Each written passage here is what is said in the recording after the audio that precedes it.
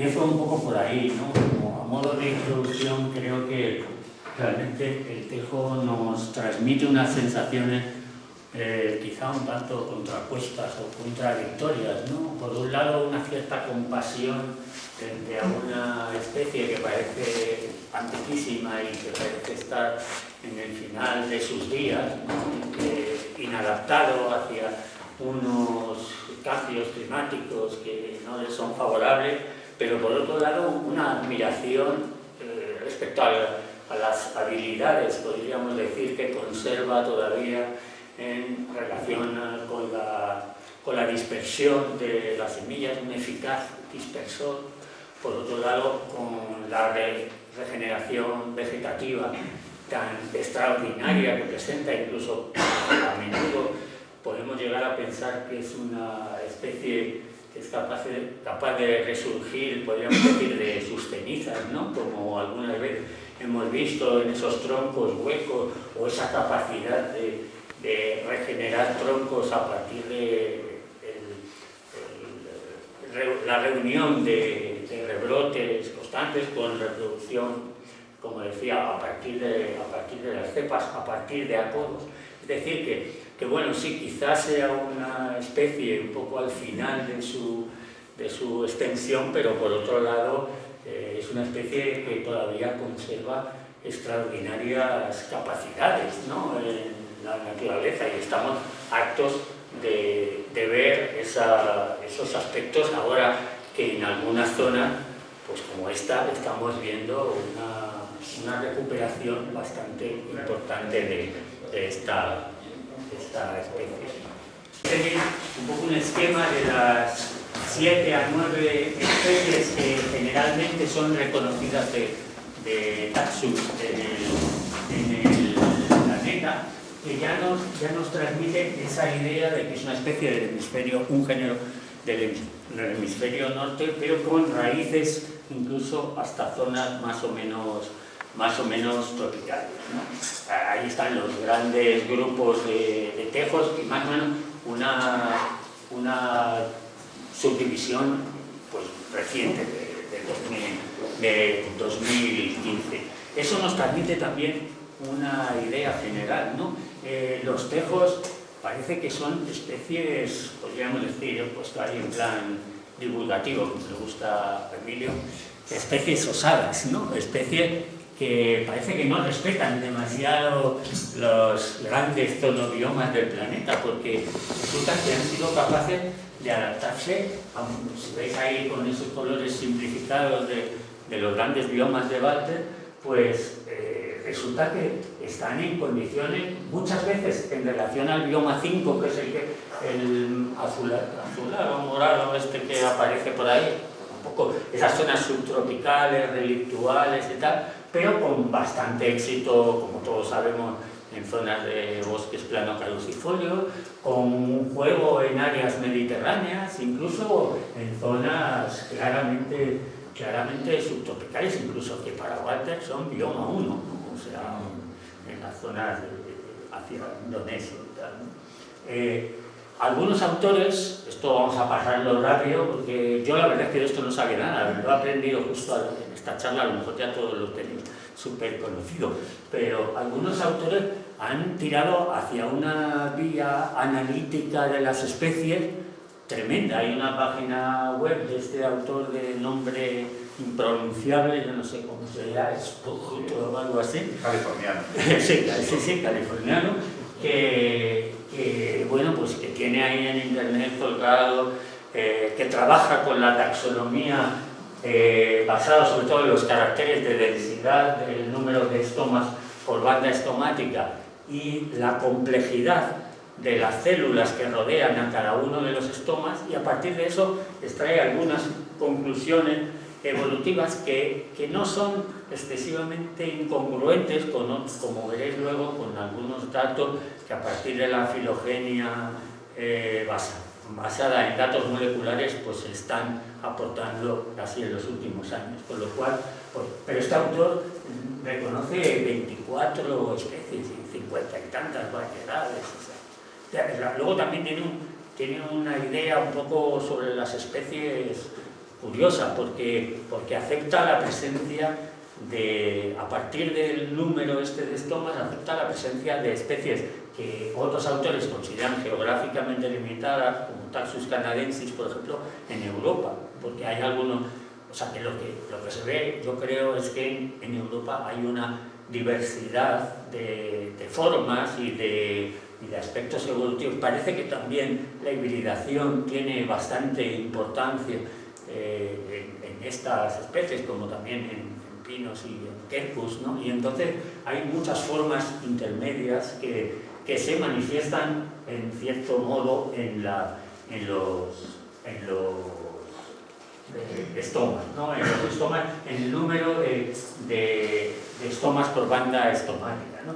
Eso es lo que utiliza este hombre, que ya podéis acceder a estas figuritas en internet y no podemos dedicarle mucho tiempo. Tiene un trabajo ímprobo, ¿no?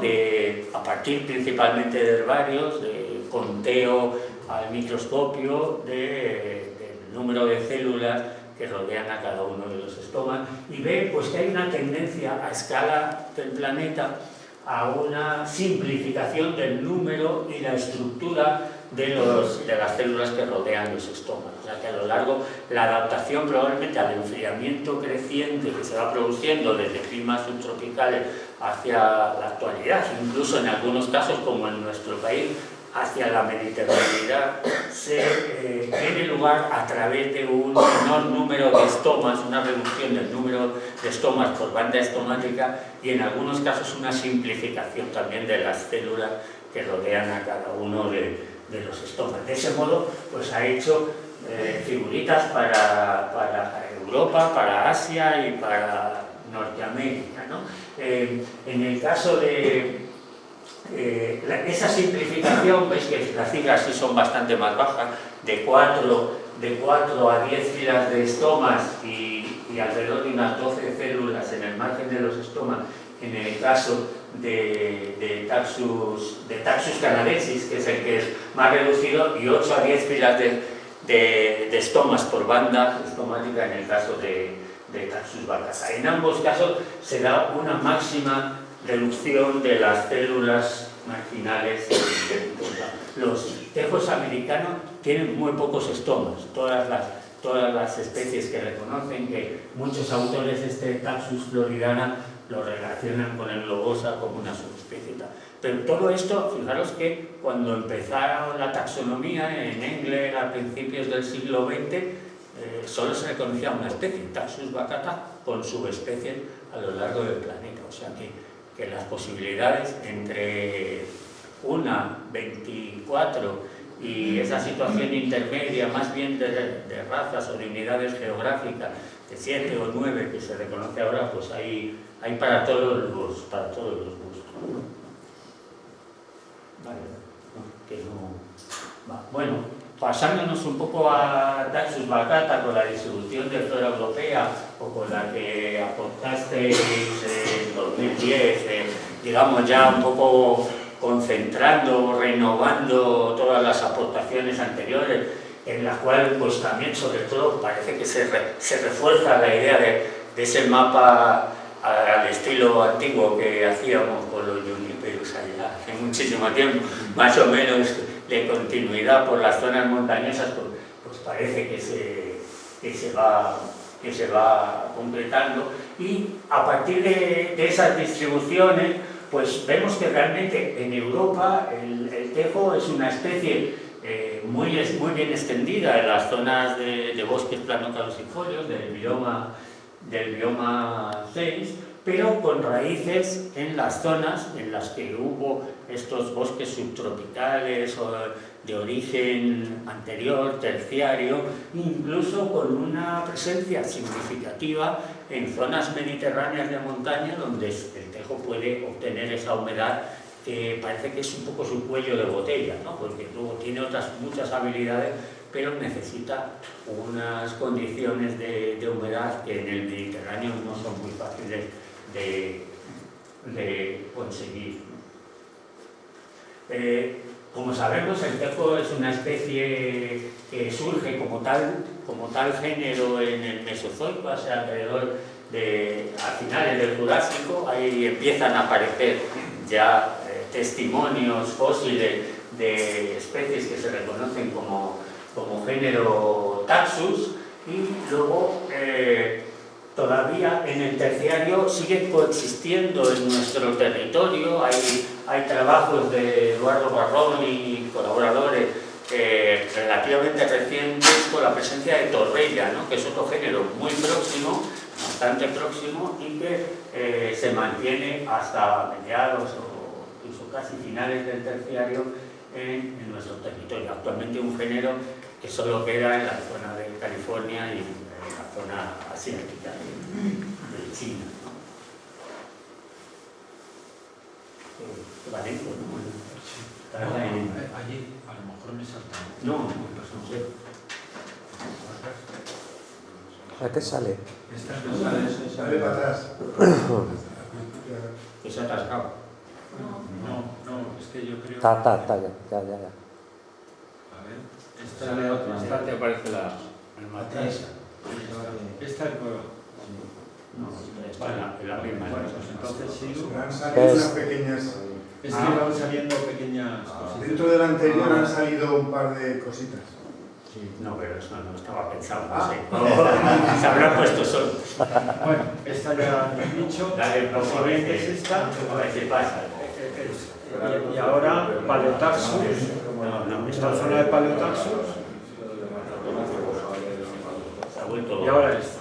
Bueno, como recordatorio también de estos aspectos un poco de encuadre, pues recordar un poco la curva climática relativamente reciente, del finales del Cuaternario, los últimos 300.000 años, donde vamos a ver que a través de los datos paleopolímicos pues tenemos una información relativamente aceptable, poco tanto como quisiéramos, pero sobre la distribución del tejo. Ahí tenemos un poco el interglaciar elmiense y la glaciación burmiense, la glaciación Riis anteriormente, tal. Tenemos información más o menos aquí desde hace 150.000 años sobre los tejos. También otro recordatorio que yo creo que viene a cuento, que es un poco en los territorios más o menos que quedaron al margen de las glaciaciones cuaternarias en la península ibérica, a partir del mapa este clásico de Lautensatz, que estaría bien que algún geólogo hiciera una cosa un poco más actualizada sobre la misma idea, y cómo realmente por donde tenemos actualmente los tejos corresponden con las zonas que sí que tienen huellas de suelo helado, ¿no? O sea, prácticamente la distribución del tejo, con pequeñas excepciones, corresponde a zonas más o menos tocadas por el hielo, y con distintos, en morado, pues las áreas afectadas por los glaciares. La paleopalinología ha aportado bastante información sobre numerosas especies y sobre esta en concreto. Todos más o menos conocéis cómo funciona esto de la paleopalinología, que se basa en la gran resistencia de la exina y que se pueden reconocer las distintas especies a partir de la morfología del grano de polen, extrayendo muestras en sondeos. ¿Qué cuestión hay con respecto al polen del tejo que tenéis aquí representado? Bueno, en microscopio óptico o en microscopios de barrido. Pues que es un polen muy poco llamativo. Es un polen, pues, como un pellejito reseco, ¿no? Dicen los palinólogos. Generalmente está como hueco, como aplastado, no tiene suturas o aspectos morfológicos que sean especialmente relevantes para su reconocimiento. Entonces, bastantes autores opinan que puede haber pasado desapercibido con cierta frecuencia, ¿no? Porque en los yacimientos se encuentran muchos restos procedentes a veces de alga, que son circulitos más o menos anodinos que no se sabe qué son y que puede por ese motivo no haber sido identificado en el pasado en algunos yacimientos. Bueno, aquí se ve un poco pues, cómo se trabaja, que supongo que todo el mundo sabe, pues se extraen unas muestras, lo cual permite compartimentarlas, datarlas, saber de qué época corresponde, y también las maderas pueden aportar cosas importantes en este tema. No hay muchos restos de maderas o de carbones en la península ibérica, pero sí que hay algunos, por ejemplo, clásicos en Cataluña o en Asturias, y bastante más presencia de los antropólogos, ¿no?, que también reconocen la madera de tejo con facilidad. El diagrama, a mi gusto, más llamativo de la región europea con presencia de tejos es este de la zona de los Vosgos, en la cuenca del Ródano, de un sitio que se llama Brandpil, que está a 330 metros de altitud.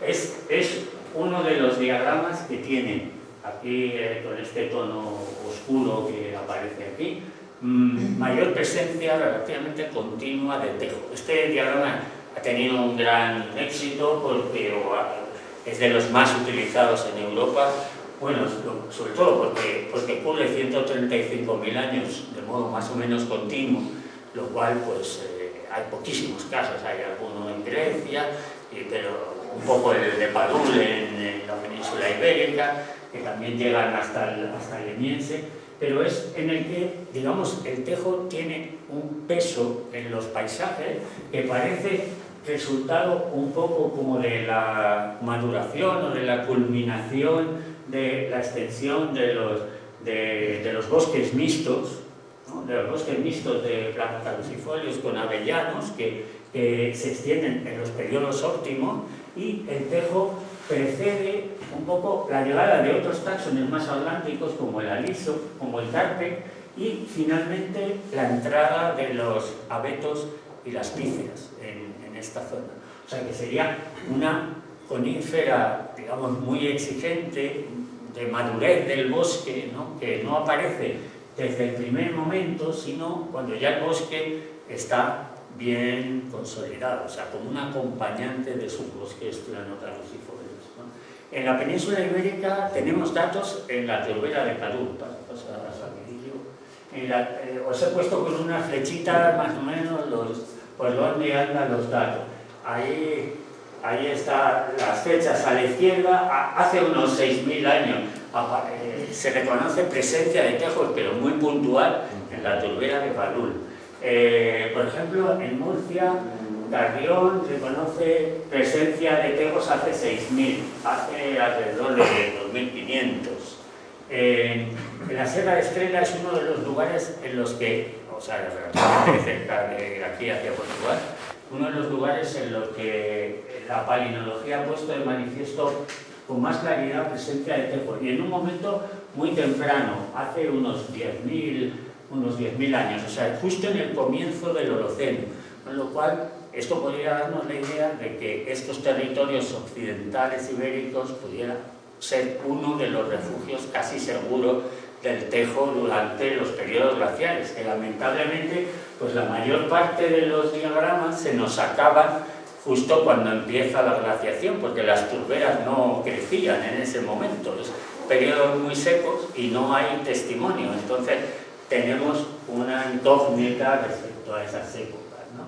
Aquí vuelve a verse la presencia del tejo en épocas ya más holocena, más reciente, en los últimos, desde hace 10.000 años hasta hace 5.000 años, coincidiendo con lo que se llamaba antiguamente el periodo atlántico, ¿no?, esa época de los bosques un poco mejores, cuando todavía no hay influencia del hombre. En la Sierra de Béjar, que también participa un poco de estas mismas características, también hay presencia de tejos en momentos muy antiguos, justo cuando se acaba la glaciación, hace unos 10.000 años, y alrededor de los 5.000, 6.000, 4.000, o sea, se va repitiendo en todos estos sitios como ese periodo atlántico, la presencia del tejo.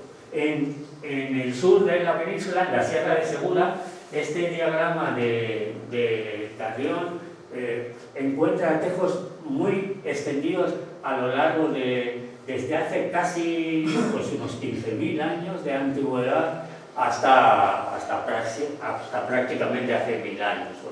1000 años. O sea que estas sierras del sur parece que se ponen de manifiesto también como territorio en los que durante el periodo glacial, yo creo que es el único que he visto que tiene datos correspondientes al periodo glacial, el tejo podía existir en esta zona.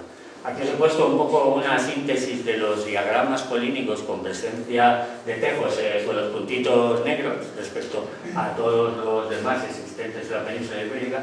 Esto ya lo hizo Félix en el libro del tejo de Arba, y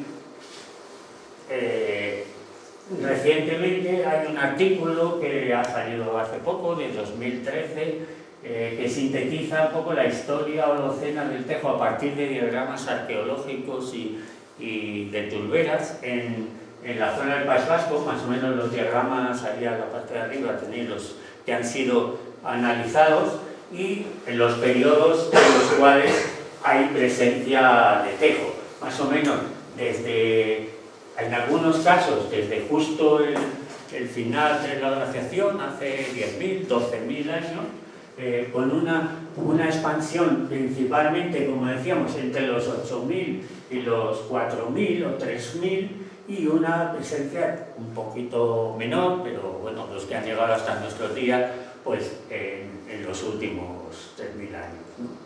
Es una síntesis muy reciente. Y para terminar, porque aquí es fácil enrollarse, para terminar, he aportado un poco un resumen del trabajo que acaba de salir, el New Phytology, de adaptación, un poco de genética molecular de los tejos europeos, ¿no? Y que me ha parecido un trabajo estupendo, la verdad. Leerlo me parece que es bastante congruente con las opiniones que había, pero aporta aspectos sobre diversidad genética, por ejemplo, en esta zona completamente novedosos, ¿no? Ahí tenéis representada el área del tejo en azul y en puntitos rojos las zonas que han sido estudiadas en es un trabajo ambiciosísimo que ha analizado casi 5.000 tejos, ha hecho la genética de 5.000 tejos de 238 localidades. Puntos rojos son esas 238 localidades. En ocasiones, poblaciones en rojo, las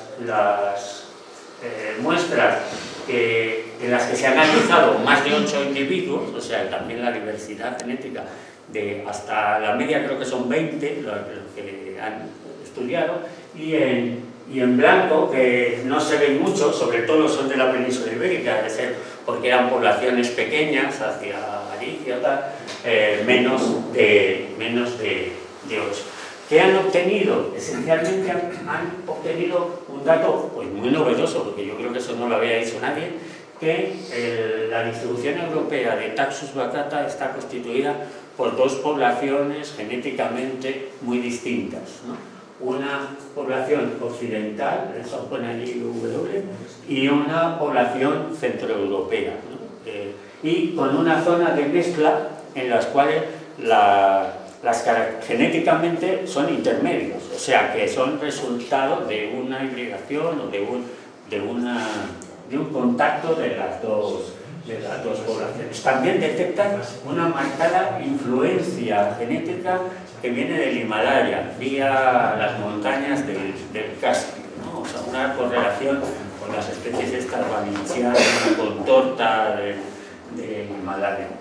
Respecto a la diversidad genética, simplificando mucho, la menor diversidad genética se da justo en la población atlántica, o sea que esto parece que funciona como una especie de fondo de saco, cul-de-sac, o si queremos todo esto del efecto península que a veces hemos dicho. Aquí llegan cosas que se quedan más o menos encerradas y que tienen posibilidad de diversificarse en nuestro territorio. Voy a explicar lo de los colorcitos porque parece que no sé mucho de genética, pero estos autores han hecho también algunas cosas muy llamativas, ¿no? Por ejemplo, han hecho una modelización pero no sé si de esto sabéis algo, pero supongo que habréis oído, una modelización de la idoneidad climática de los distintos, digamos, cuadrículas del territorio europeo, analizando la distribución de las dos grandes poblaciones que han detectado. Y entonces ven que la adaptación al clima que tienen estas especies, la continental es esa, y la atlántica es aquella de la parte perdón. Ya sabéis que estos modelos, pues bueno, son jueguitos matemáticos, te lo crees más o menos, pero bueno, en general lo que hacen es ver con las condiciones climáticas que se suponía o que existen en la actualidad o que se suponía que existían en el pasado, por dónde estaría mejor distribuido esta especie, suponiendo que no hubiera cambiado de actitudes climáticas, porque el modelo lo que aprende es de los puntitos en los cuales vive en la actualidad el tejo. Eso es así de simple la cuestión, ¿no? Entonces, la modelización climática para el interglaciar decíamos, el Miense hace 120.000 kilómetros, 120.000 años, lo que produce es esas dos distribuciones. O sea, la especie que predomina en la península ibérica, bueno, digo especie, aunque estos autores no les interesa la taxonomía, entonces, pero han dejado a huevo para que venga alguno ahora y diga que hay dos tejos en Europa, Taxus continentalis y el Taxus atlanticus, o como se quieran llamar. O sea, es muy atlántico, ¿no? Durante el periodo interglacial Miense, digamos, nuestra especie habría vivido extraordinariamente bien en esa distribución, y la que ahora vive en la zona europea podría ocupar ese área, o sea que también podría vivir en la península ibérica, ¿no? Como se puede ver. Parece, según este modelo, esos tejos que aparecen en Francia pertenecen al cortejo de los centroeuropeos, no son tejos, esos que aparecen en los Vosgos, no son tejos españoles. Sí, claro, está. Un poco más, pero bueno. Este es un intento, estos son todos los aspectos a mi interés muy buenos de este trabajo. Hacen una modelización de los dos puntos poblacionales genéticos del tejo para el modelo del máximo glaciar Miense, o sea, con las temperaturas que se supone y precipitaciones que había durante el periodo glaciar Miense, ¿dónde vivirían mejor cada una de estas dos especies? Y lo que es muy llamativo es que parece que durante el periodo glaciar les sale como que hay condiciones muy favorables para la vida del tejo en toda la parte atlántica. Estos son dos modelos distintos porque no se ponen de acuerdo los investigadores respecto a cuáles serían las condiciones que imperaron en el periodo glaciar. Pero en cualquiera de los dos casos, pues uno es más, digamos, optimista y otro un poquito más restringido, pero parece que hay toda una banda del sur de Europa en la que el tejo continental podría tener éxito, incluso en la península ibérica, y toda la zona atlántica durante el periodo glaciar. Esto me da mucho que pensar. En 1956, Eduardo Hernández Pacheco decía que la mayor parte de las especies europeas llegaron y tuvieron su posibilidad de persistir durante los periodos glaciares en nuestro país, algo que luego ha sido bastante, se pensaba que las condiciones eran como muy duras, se ha pasado de esa hipótesis un poco a la contraria, que piensa que esto estaba todo pelado, que no había refugios para árboles y tal. Pero este trabajo parece que, por lo menos en el caso del tejo, aboga porque los periodos glaciares han sido muy importantes para su persistencia. Y finalmente, pues propone, haciendo también un análisis bastante complejo estadístico respecto a la estructura genética de las poblaciones, pues propone una interpretación evolutiva de cómo se han formado esos pools genéticos, esos dos conjuntos genéticos, por una evolución, una expansión de este a oeste en la zona centroeuropea, un aislamiento de las poblaciones atlánticas de nuestro país durante un periodo de tiempo y una vuelta a ponerse en contacto durante algún periodo interglacial, que es la que ha dado lugar a esa zona que le llama de mezcla, de hibridación. Con los datos estos de los relojes moleculares que ahora están de moda, que se calcula a partir de la velocidad de divergencia genética entre esas poblaciones, cuánto tiempo hace falta para sustentar este tipo de modelos, y que esto yo reconozco que es un poco complicadito de transmitir, ¿no? Pues llegan un poco a la idea de que la separación de los tejos iraníes, o sea, de la influencia del Himalaya, puede ser muy antigua, como de comienzos del Cuaternario, estas cosas también no se pueden precisar, ¿no? Mucho. Que la separación del grupo del este y del grupo del oeste puede situarse alrededor del Pleistoceno medio, sin concretar en qué periodo interglacial, ¿no? A lo mejor eso quiere decir pues 500.000 años, una cosa así, ¿no? El inicio del Cuaternario son 2 millones de años, el Pleistoceno medio 500, 700.000, un poco la época del hombre de Atapuerca que todos hemos escuchado y tal. Por ahí pudiera ser el momento en que se quedan aislados esos dos conjuntos de tejos, los continentales un poco más bien del este, de Rumanía o de Cárpatos y tal, y los atlánticos de la costa atlántica y de la península ibérica, y hace alrededor de unos 50.000 años, o sea, durante la última glaciación, es cuando se produce de nuevo el contacto. En ese momento en que es favorable hay una presión evolutiva, una presión expansiva de los tejos por el frío tan tremendo que está habiendo en Europa, hay una dispersión que los vuelve a poner en conjunto, los dos grupos se mezclan y dan lugar a esas poblaciones intermedias centroeuropeas. Con esto acabo, a mí me gusta mucho resaltar la coincidencia en las distribuciones, que es lo que hice también en el articulito de tejos y acebos. Me parece que eso no debemos olvidarlo a la hora de analizar la paleoecología del tejo. Creo que ambas especies van muy en paralelo y han desarrollado aspectos adaptativos. Hay que tener en cuenta que el acebo también, como muchos sabréis, tiene un origen tropical, ¿no? El acebo está emparentado con la hierba mate, también un ilex, ¿no? La hierba mate de Paraguay, los argentinos, ¿no? O sea que justo nuestro acebo es el acebo, digamos, que más aguanta el frío de todos los que hay en el planeta. Y nuestro tejo, pues no, quizá no sea el que más aguanta el frío, porque en eso tiene otros competidores en Norteamérica, las rocosas y en la zona de Nueva York, ¿no? Pero es uno de los que han sido capaces de evolucionar a partir del trópico y llegar hasta...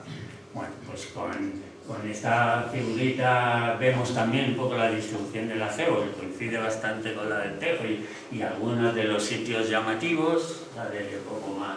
Y hay 3 o 4 fotitos para terminar, ¿no? Que las puedes ir pasando, como todos soy expertos en tejos, pues... aquí está así, déjame un momentito ahí.